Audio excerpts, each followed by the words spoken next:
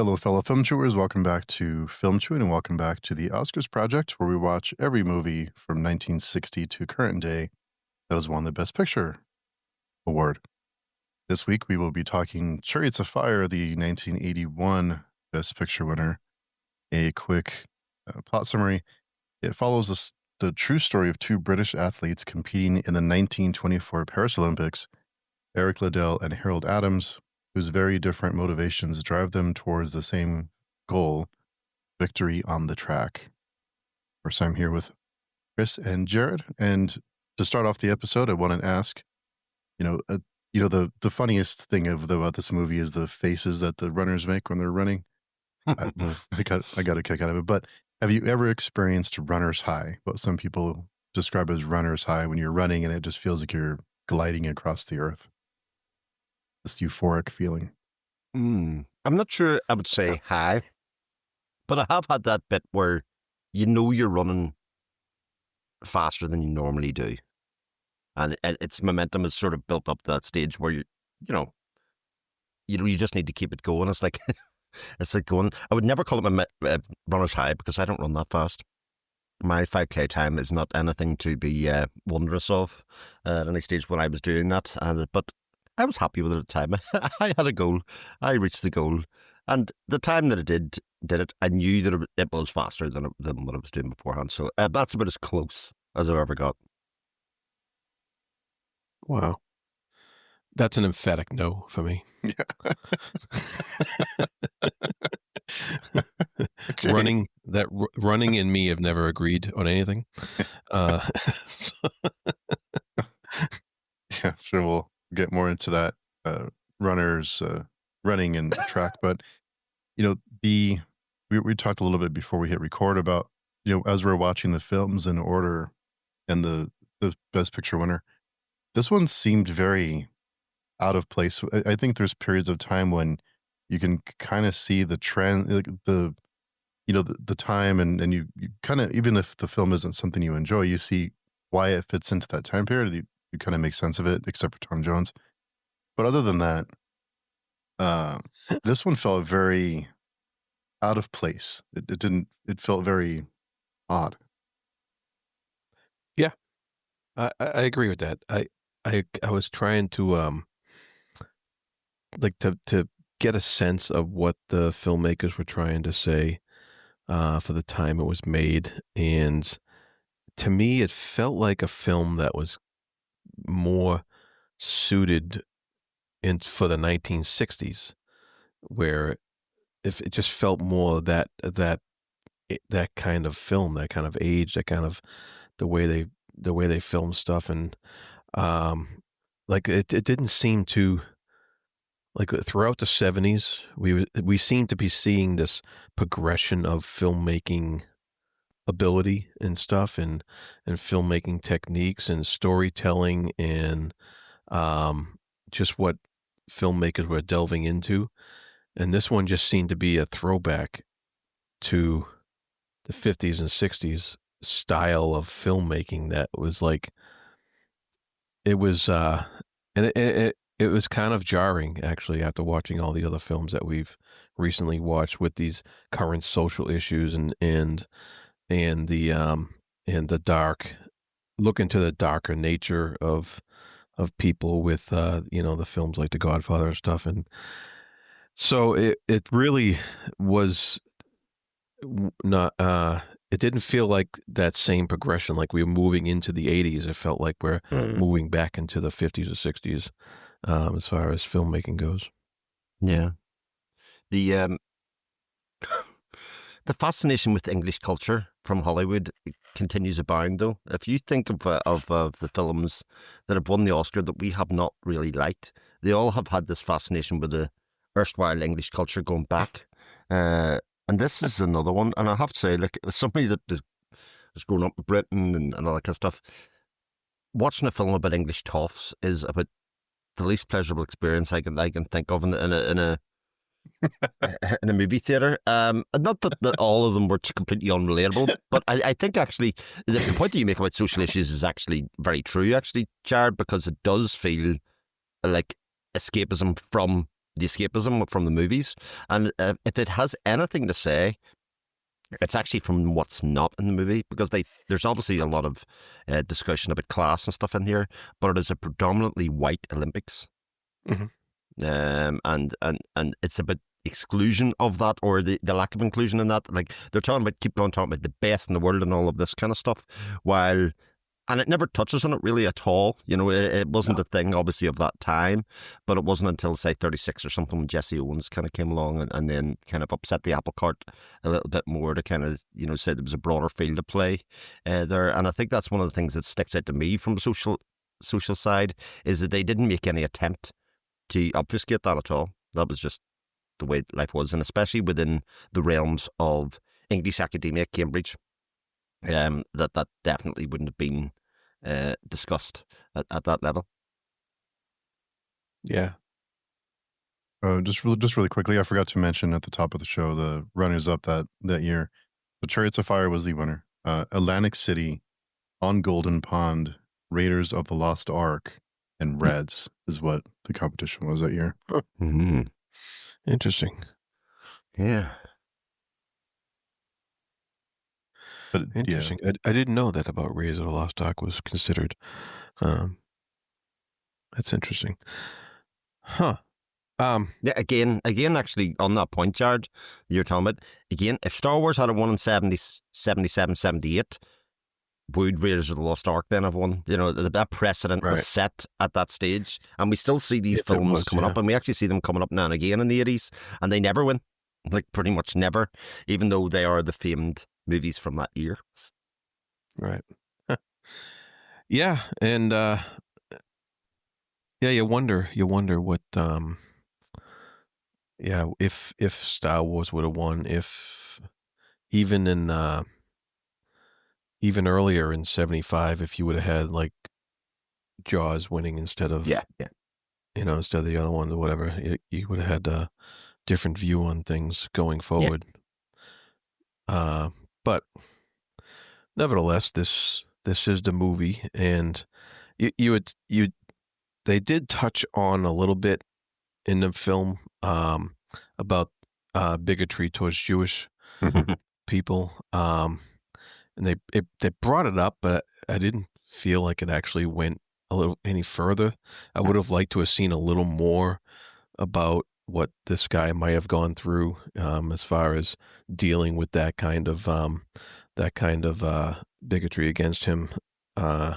Just to have the film explore it a little bit, but it didn't really go there. He ended up with the star girlfriend, and and he ended up, he didn't end up winning the race he was in,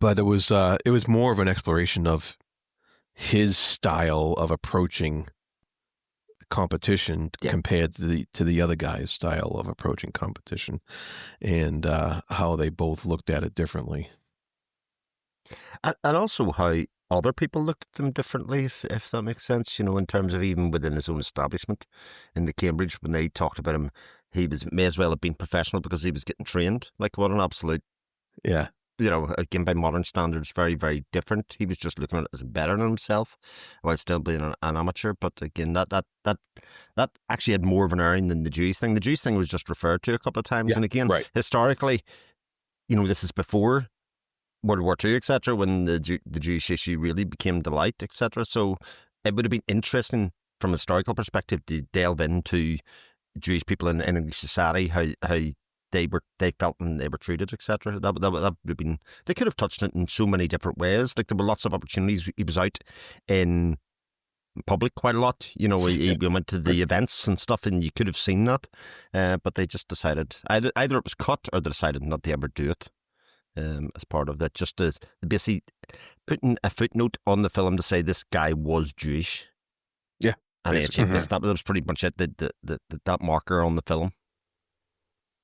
Yeah, there were some whispers about. I think in the beginning of the film there was some whispers, kind of some gossip about religion, and it was always a kind of beneath the surface. It wasn't too forward, but yeah, I think the faith angle, I think, was a big the big focal point, one of the bigger focal points, and just the motivations. And has has that changed? Do you think that's motivations of athletes then versus now? Is it the same, or has it changed from 1924? Mm. Well, they definitely, um, changed their viewpoints as far as professional That's right. and amateur, Hmm. um, because that the whole amateur thing's been thrown out the window, and I mean, that was always a fuzzy line, anyways. There was always people trying to get around it, and even this film touched on that a little bit with the whole trainer thing. Back then, it was a much like that wouldn't even be considered today as Yeah. approaching professional, but back then that was their concern. And but you wonder if that part of that concern was that his trainer was also um half Arab, and so Hmm. if that played into it at Yeah. all, that general bigotry towards that. um if that would they have said anything if the guy wasn't, if he was just an English guy training him, in the same manner?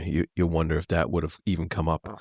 But yeah, so I mean, I think a lot has changed as far as their viewpoints towards um, professional athletes. They actually do.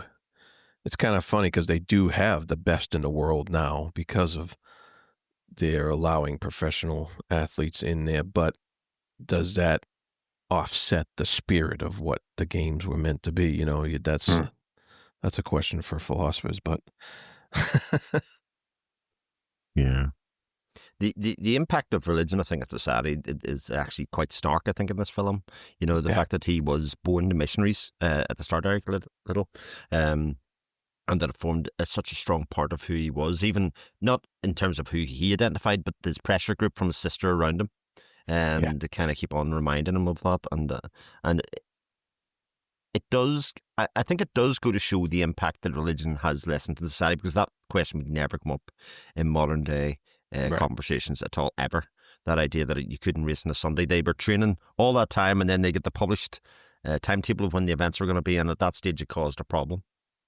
And I thought that was interesting, especially given um, the little footnote at the end. There was a lot of talk about destiny and what people could achieve and that kind of stuff. And he was basically saying, he believed that he was chosen to serve God, but also that he was born to run really, really fast, um, which I thought was interesting. And I did wonder whether the intent was to get the viewers to pick favourites kind of going Hmm. on, because I don't think there's any doubt that Abrams is the star of the film.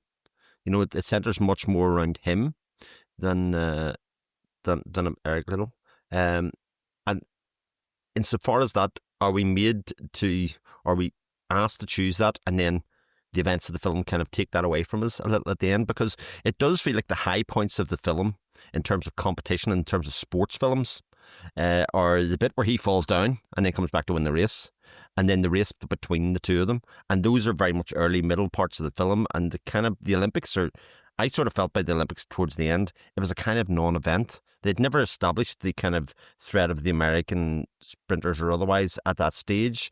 That came much later, and they didn't personify that in any way. So I thought, as a sports movie, it's sort of lacked that area of a big competition at the end. Like if like when I watched it on Disney Plus, the next film that got recommended to me afterwards was Cool Runnings, and I can Hmm. tell you that does that part an awful lot better. How does this film stack up against other sports movies, even something like Rocky? I mean, I Mm. think Rocky is Rocky a little bit more a film like Rocky that is more about overcoming adversity and taking advantage of opportunities. Is that more relatable to more people than this one would be? I wonder if that's because of the religion angles. Is it kind of more accessible for a wider audience, I guess, to touch a wider audience? Yeah. I mean, Rocky has more of a rah-rah aspect to it. It does. Um, you're rooting for this underdog, and it's clear who you're rooting for, like Chris said earlier. Hmm. Whereas this film tends to parse who you want to root for, depending upon whatever character you may happen to be glom onto. And so, and it doesn't have like that it doesn't have that feel good ending that That's right. Rocky does. I mean, it has the fact that they both win in their respective races, but there was something um, that kind of cut into that about the fact that they actually weren't going against each other, Yeah. and that there was this convenient split that they could each win in their individual races, but it also took away from the aspect of that who's the better guy, who's going to win the competition, who are you going to cheer for at the end between the two of them. And because you knew because it's based on history, so you knew they were both going to win their different events. But but I did think they did a pretty good job of reflecting in Abraham's character that there was a sense of disappointment that he won in the way he did. Yeah. And that puts a damper on the rah-rah aspect that you get in Rocky, and it puts a damper on that part of it. And it does make you think a little bit about what these guys were striving for and what competition drove them to do, beyond just cheering for something. Yeah, and you also get the aspect of the girlfriend, how the two films portray the influence of the relationship aspect of it. Obviously, Abraham's character, he basically ignores his beloved for the period of time that he's training, and she just has to stand and wait on his greatness, so to speak, which I thought was hard to reach for in some ways. Yeah. But whereas obviously Rocky, Adrian is ringside, is it's the first thing that he talks about. There's a much more melodramatic aspect to that, and I think in some ways that makes both characters sort of difficult to identify with in some ways because they're so single-minded. It's probably a very true reflection of sport in its pure sense is that it is all-encompassing, and to be the best you have to sacrifice everything at that stage and be that person. Personal relationships can't come into it. You have to be forthright in what you're going to do.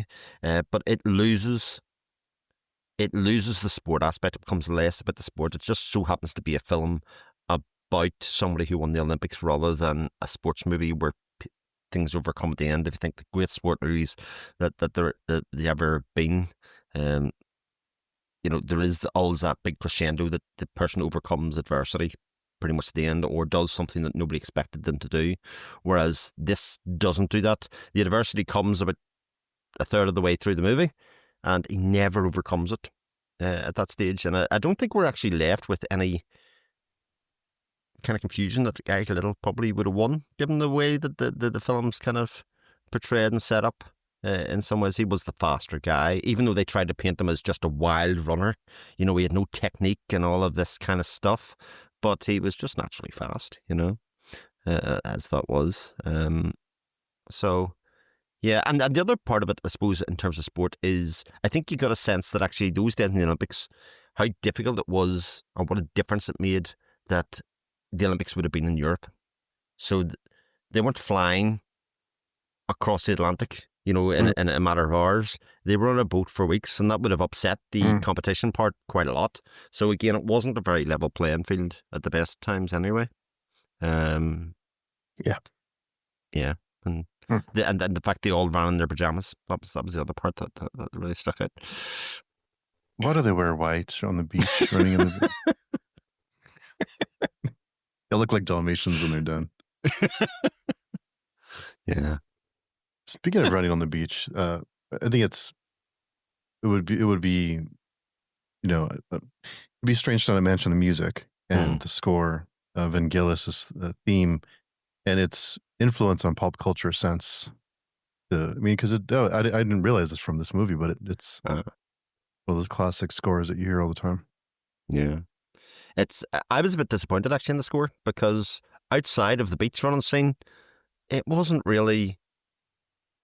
It didn't accompany the whole film. It was just those two scenes, and those two scenes felt a bit tacked on because it sort of set up the sense that they were all like a team, running together, training together, and they spurred each other on, which none of that happened in the film at all.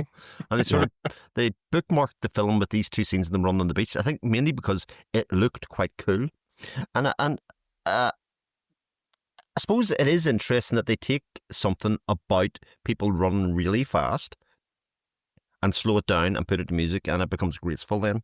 I think that there is something interesting in that from a filmmaking point of view, but it sort of felt like this is a bit dumb. It has no relevance to the rest of the movie. Yeah, no, I that threw me off too. I was waiting for that theme to come up more often throughout the whole film, because it's so catchy, and I was humming it around the house the whole week, and because that's how catchy it is. But then every time you went to open the fridge jars, you went dun dun dun dun dun dun. Yeah. When I was lifting my 12 ounces, we all did that, Jared. If it makes you feel better, we all did it always. Yeah. But I was disappointed that it didn't happen more in the film, and and then at the end you see that same scene, and I think it's the same exact scene. It's not like it's not like it's further down the beach in a new camera angle or anything like that. You still had the dog doing the exact same thing, and I'm just like, I was like, oh, okay. We get the epilogue before that last scene, right? Because that was the credits. I wondered if they put that on the end after giving us what had happened to both of them after the events of the movie, to kind of look back and see them knowing what's ahead of them after the events of this film. Yeah. It's funny stuff. Yeah. It did make me think about the Olympics last year because they were in Paris again. That's right.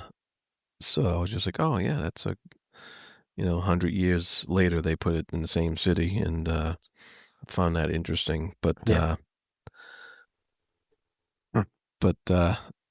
and I don't know. I kind of wonder why they made this film when they did, and what was their reasoning behind focusing on, like these two British guys in the past. It makes me wonder why who was like fascinated by this enough to make a film out of it. But it was, you mentioned something earlier about Abraham's, and he does kind of come off unlikable at times. Yes. With his attitude and stuff like that. So you wonder if like you said earlier, if you were supposed to be rooting for the other guy, just because he seemed like a nicer guy, and but ultimately I was just like, I could take or leave either one of them. I think that's true. They sort of paint Eric Liddell as being a common man. When he's running in the races, they've got the miners and everybody coming out of the mine, just coming watching him race because they're so fascinated by that. But he was a rugby player from Edinburgh. And you may not know this, but he's upper class as well. I mean, he's coming from that same sort of background, and doing that. So there wasn't really that much distinction between the two of them, and to be able to compete at that level, you would have had to have money. It was people weren't running the streets found and running in the Olympics. That just wasn't a thing. You had to come from money to have that kind of notoriety. And I even thought it was funny, like Nigel Haver's character, who's Lord Lindsay. who does the magnanimous thing of stepping aside, saying, "I've got my medal," which I found a bit twee. Take my place in it some way. Like he is a lord running in the Olympics. Like it's very much a notoriety about the people that were competing in the Olympics then, and the idea that this was amateur, professional, etc., was less that and more upper class people from money and privilege that were competing in these races, and it was really a showmanship aspect of it. That's interesting. That you had to be an amateur in order to get into the Olympics, but you also had to have a lot of money to get into the Olympics. Pretty much, yeah. So you had to have means, but you couldn't be professional. And that really lessens the playing field to a large degree when you think about it. But because professionalism, when it comes in, does level the playing field, because it means anybody from any background can make a living in it, and there isn't the barrier to entry. You're looking for the best of the best at that stage, and when an awful lot of professional sports are coming, it has provided opportunities from people from all over the spectrum of life to engage with that. And soccer, football, depending on what you make it, has always been very strong in being the working class game of people, because you basically only needed a ball. You didn't need any specialist equipment or fields or anything. You could just jumpers for goalposts, as they would have said. Well, we definitely played in the street. You took off your jacket, you threw it down. That was the net. That was the post, and you played away. That was all you needed. Yeah. Yep. Yeah, I did find it interesting that this guy, Little's personal struggle about how he couldn't. How his sister thought that him focusing on this running thing was going to send him to hell, basically, and that he shouldn't be doing this, and they had those arguments about this getting in the way of his true calling, and and I just looked at it as religion getting in the way of something better, but the I found that his story, a bit more compelling in that respect, because he had that conflict with himself. I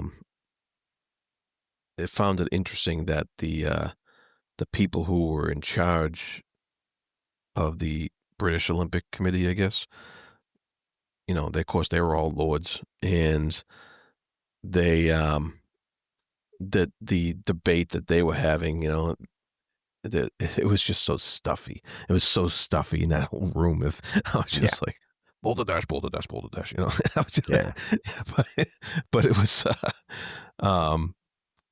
but it's interesting that this guy had the means to be able to just stand up to the committee and stick by his guns, and they had to find that workaround for him to get into the Olympics at all. But yeah, but died very young, very little. Like, even so, intermittent camp. Yeah, in China, right? In China. So I mean, sad end to his life, and also for the actor that played him. He died at 40. In Charleston. Oh wow! Oh really? He died of HIV/AIDS actually. No. Shortly afterwards. So, sort of like life mirroring art in some ways, even though very different circumstances under which they died. He was great in the film. I thought Eric Liddell was in Charleston as him was great, and as you mentioned at the start, Steve, I loved the depiction of turbo mode when his head went back. It was like Speed Racer or something, hit the turbo button, head back, away you go. Yeah. A very visually clever, and probably is one of the things that made the film quite memorable, I suppose, for people that were going to watch it, was that depiction of him running in that way, in like an almost gay kind of fervor. He's just so overtaken by how fast he was running, and how it felt to him that he just kind of lost the sense of who he was, which I thought was an interesting visual quirk. some great facial expressions on the runners. Yeah. But, yeah. Yeah. I mean, I did enjoy the uh, the technical aspects that the trainer went through Mm. with Abrahams, especially about the parts where looking to the right to see where your opponent is actually detracts from your your focus and your speed or what have you. It actually takes that half a half a second Hmm. uh off your time, and the focus on the technical aspects of how he runs and how he places his stride and stuff like that. Um, I found that pretty interesting, even from somebody like myself who hates running. But I found that because I'm interested in those technical aspects myself when it comes to, because I was a pitcher in baseball, so I was interested in those Interesting. kind of technical Yeah. aspects of how you throw the ball, your arm angle, your how you hold it and stuff like that, and all those little things that take you from one high level to just that little bit more Yeah. to get that little bit of edge. Those technical aspects I've always found interesting in sports, and those were I found those interesting in the film. Yeah. It's something that actually, and I know athletics is a big college sport in America, but it's it's one of the sports that's really kept for mainstream TV over here, and that is the BBC especially do an incredible job of representing athletics and the kind of, like you kind of talk about, Jared, the technical aspects of what good sprinting looks like, what good hurdling looks like Michael Johnson works for the BBC, one of the greatest athletes of all ever. He talks an awful lot about breaking down races and that kind of stuff. And so the public consciousness of that kind of stuff, certainly in Britain, between sports fans, would be quite high, I think. But I wonder if the sort of genesis of that comes from a 1981 movie in some ways, where they kind of went from the point of people just run fast or don't run fast to there are inches to be gained in an awful lot of these aspects. Right.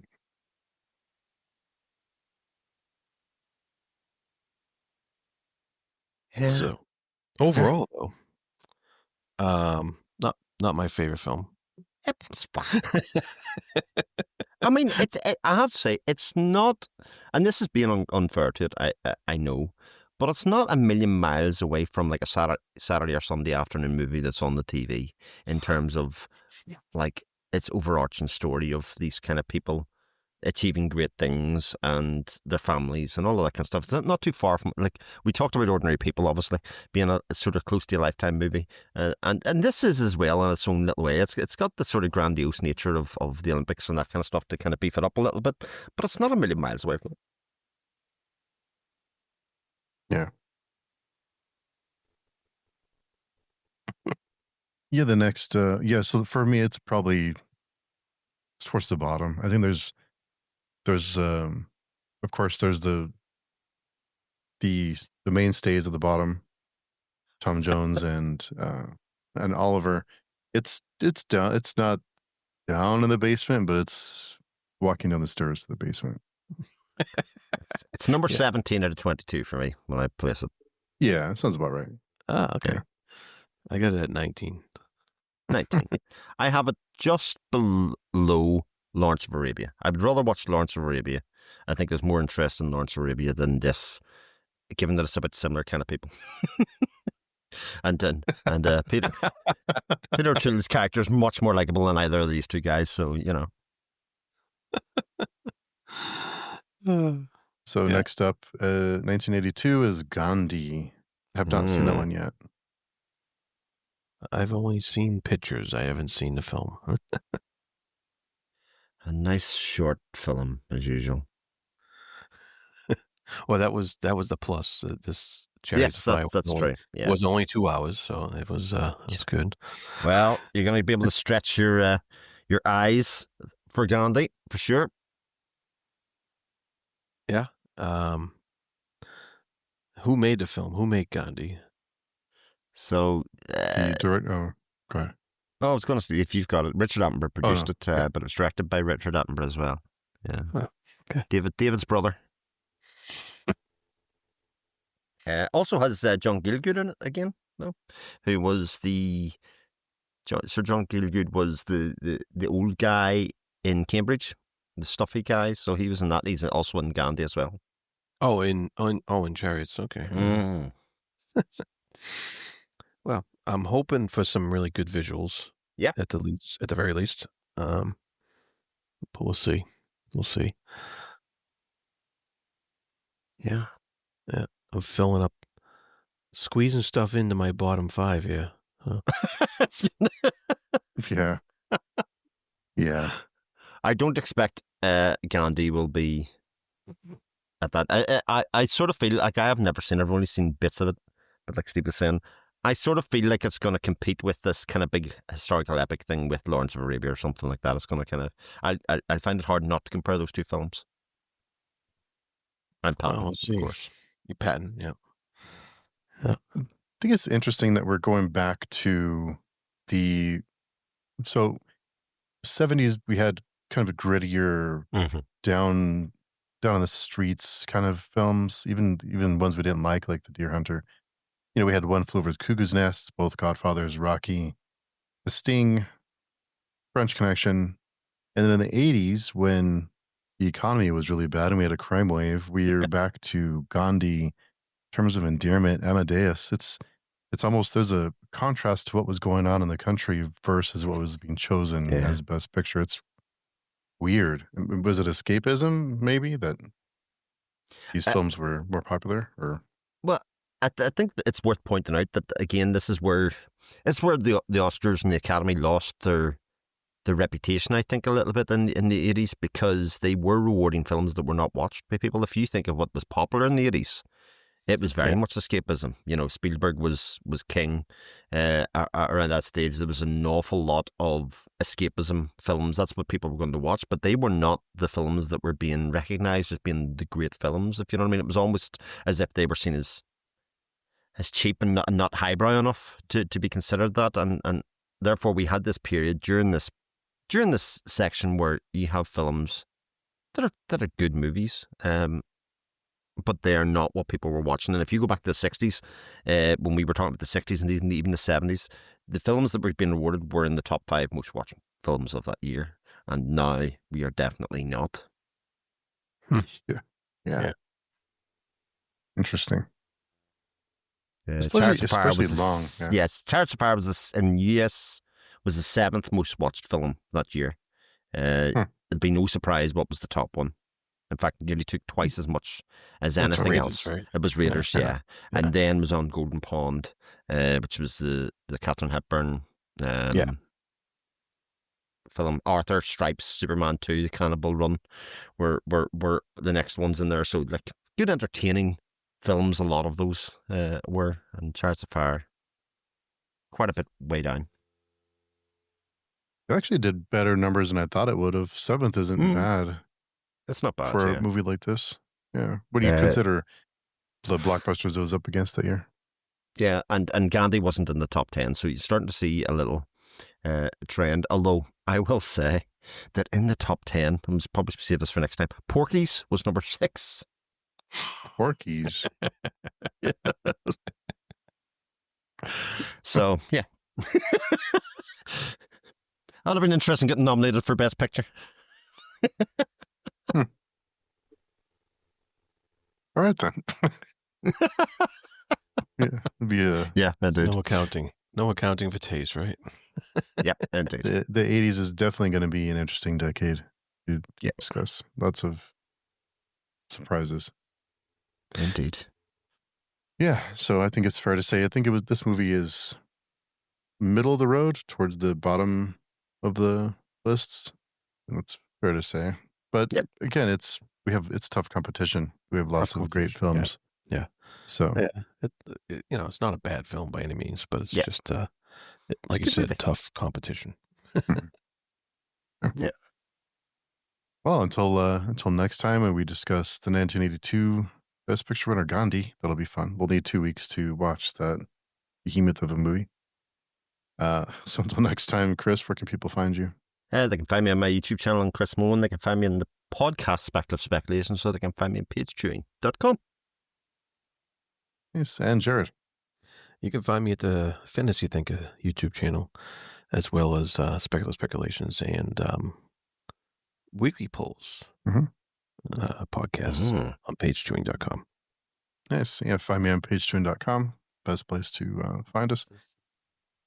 Let us know if you have your list, what your list looks like, and why. Or if we're way off, let us know that too.